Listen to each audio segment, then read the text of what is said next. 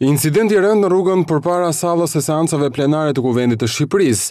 Automjeti i kryeministrit Sali Berisha është sulmuar me qese mielli nga dy ishte përndjekur politik, ndërsa ishte duke u futur në ambientet e parlamentit ku po zhvillohej seanca plenare. Forcat e gardës dhe policia kanë ndërhyrë menjëherë duke bërë arrestimin e dy personave të dyshuar si autor të këtij incidenti.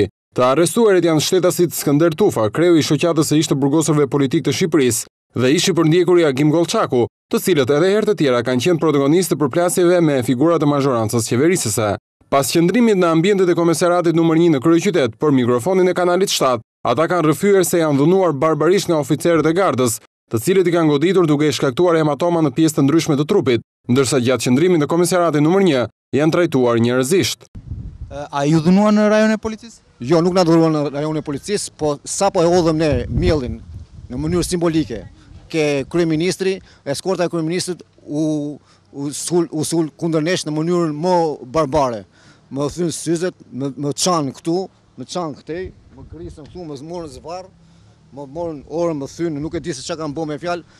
Për çerekore u hodhën 10-15 veta, 20 veta sa ishin aty, këto e kanë çarkë koka, me fjalë na bën veprime më barbar. Na kapi garda, na shkriun tokë, na mytin shqelma. Un kam edhe një vul do shkoj tash në mjeksi çame në kokë. Gjatë kokë, rujtë e fytyrën se na mirë që erdhi policia se do të na kishin vdek aty. Unë i thash bini më mirë vdek se sa gjallë, se është e kot të jetosh më mirë të jetosh pa bukë, pa punë, pa drejt pa shiton, sa të jetosh kot si jemi bërë vetëm me boxhe si barbonët ashtu. Çfarë të them? Mëtej dy ishte përndjekurit e dhunuar u shprehen se do të protestojnë çdo të njëjtë përpara parlamentit për të kërkuar të drejtat e tyre. I kemi bërë thirrje qytetarëve që çdo ditë të njëjtë tek parlamenti të mblidhemi dhe të ngrejmë zërin kundër të drejta, kundër shtypjes që po bën kjo qeveri.